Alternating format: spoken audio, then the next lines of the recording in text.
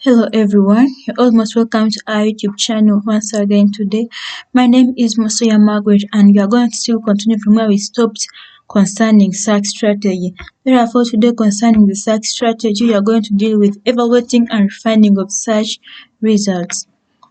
So we are going to begin by learning the importance of critically evaluating.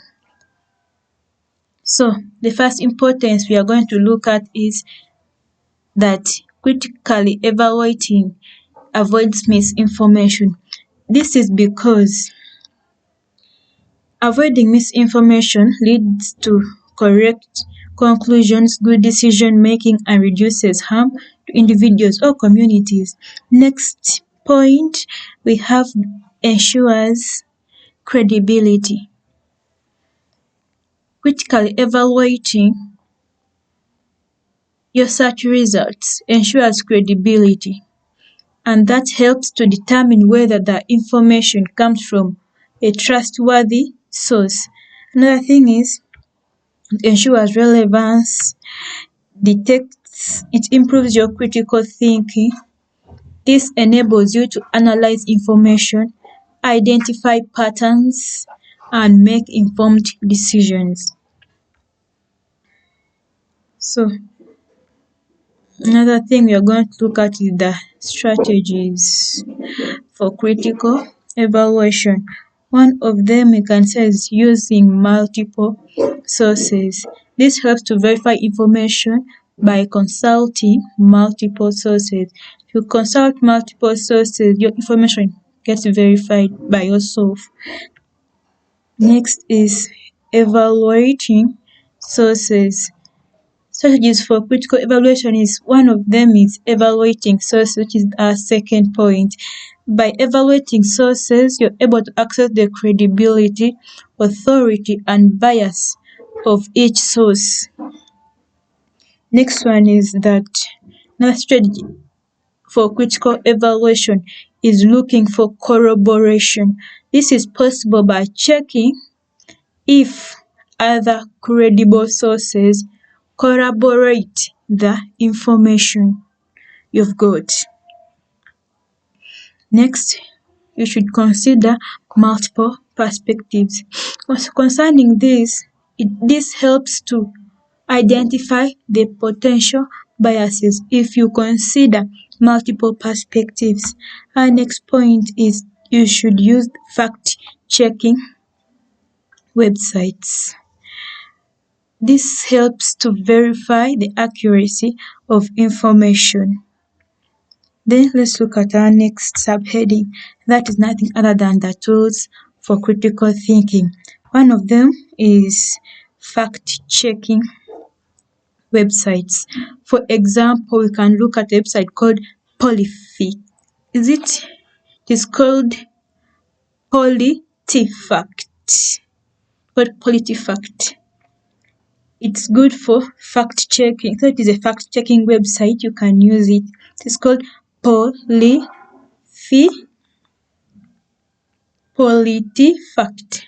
It's called PolitiFact. PolitiFact. PolitiFact.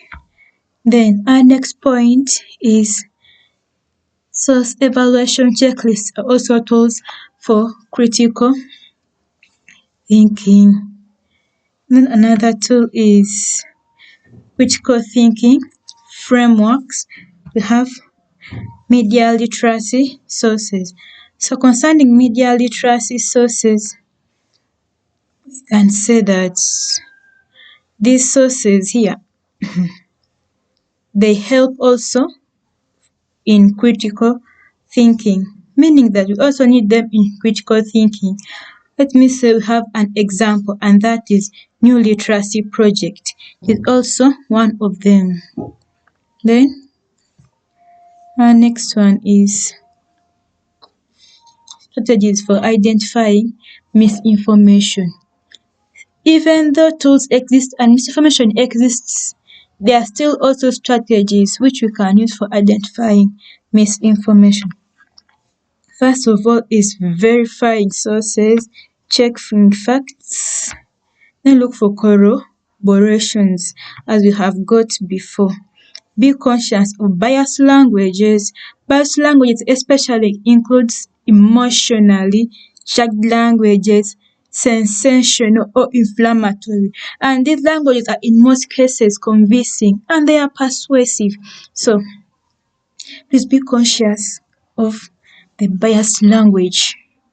This also helps you to identify misinformation and it still stands out as one of the strategies. Our next strategy is that you should watch for red flags. This means that you should be alert about the red flags due to misinformation. So you have said that watch for red flags. That's one of them. This is especially with poor grammar, spelling or formatting. So poor grammar, spelling or formatting are red flags of misinformation. So that one is one of the key things we can use to identify misinformation. So our next point is that you should consider multiple perspectives. Then we should use trusted aggregators. For example, Google News or Apple News often built in fact-checking and verification processes. So those are some of the strategies we can share. For now, let's look at the characteristics of misinformation. One of the characteristics is the sensational headlines. That is to say, often attention-grabbing headlines, meaning these headlines grab your attention, and mostly you can say that these attention-grabbing headlines are persuasive. So misinformation is also found in those attention-grabbing headlines. So they are sensational headlines in particular. And our next one is biased language. We can talk of lack of evidence. Then we have unverified sources. We can talk of grammar and spelling errors. So please take note of those misinformation characteristics. Once you come across any of them, please be alert. So it calls for your consciousness. Next, we are going to look at the types of misinformation, and one of them is biases. We have propaganda. There is disinformation. There is misleading information. Please be aware of all these: propaganda, disinformation, misleading information, and biases. And next, we are going to look at the different ways of how to avoid misinformation. And first of all is that you should always stay informed. Be aware of this misinformation because we have already learned about it. Be skeptical. You should use critical thinking. I've already learned about the strategies of critical thinking, so apply them in order to avoid this misinformation. Next is avoid echo chambers. Then report misinformation. So here I call upon my fellow friends who are outside there that in case you come across any misinformation, please don't get scared of opening up to speak out that this information is not the right one. So please feel free to open up and say this is a misinformation. Are we together? Hello viewers, are we together? So hope you've picked out something. Please report any misinformation you come across. This is for your own good, but as also helping yourself, you're also helping somebody outside there. So always stay informed, be skeptical, use critical thinking, avoid echo chambers, report any form of misinformation that you come across. So next point, we are going to look at the importance of documenting and organizing search results. One of them is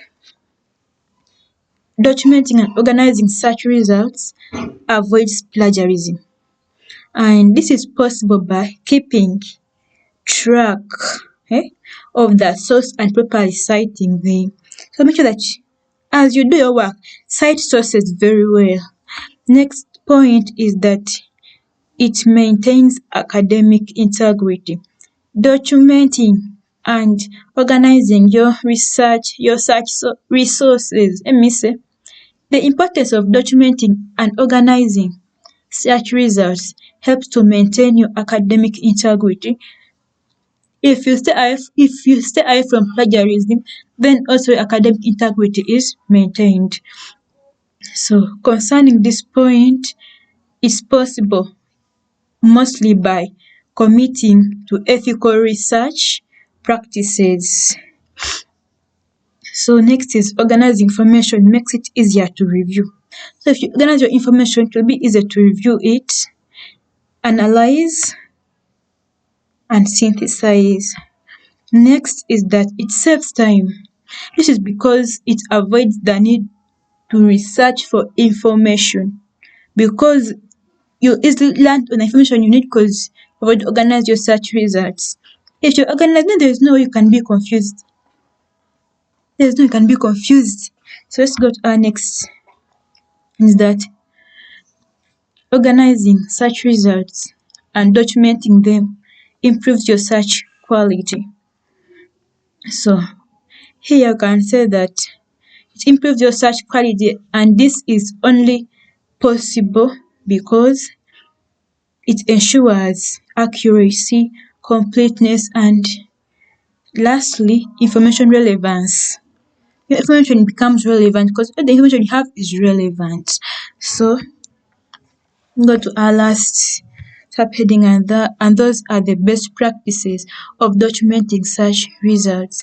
While documenting search results, the best way you can do it, one of them is keeping a search log. Keep your search log. Next, use citation management tools as you have talked about them. Also, save sources where I've got the information from, and take notes as well, because if you just keep it on the phone, I'm very sure that anything can happen to your phone. Maybe it's being stolen, something might happen to your phone and you might lose it. So it's better to have handwritten or printed source. So next, but keep that source well. So thank you very much for your audience. Have a wonderful day, and thanks a lot for supporting me and for supporting our YouTube channel. Please, thank you for your attention and time. Please, thank you for listening. It is my humble request that please, if you have got any question that you'd like an answer to, please feel free to flood the comment section. I'll be very grateful, and I'll be very excited if I find in the comment section trying to understand, trying to find out what you didn't get well. So thank you very much, and if you have any other question concerning this very topic, please flood the comment section as you'll get your replies. So thank you very much. Please share our YouTube channel with friends if you found it important to you. Please as well also please like, subscribe. So thank you very much. If you have not this information, please let also us get aware. So thank you very much. I wish you all the best. Have a wonderful day. But don't forget to tune in for our upcoming videos. Bye bye.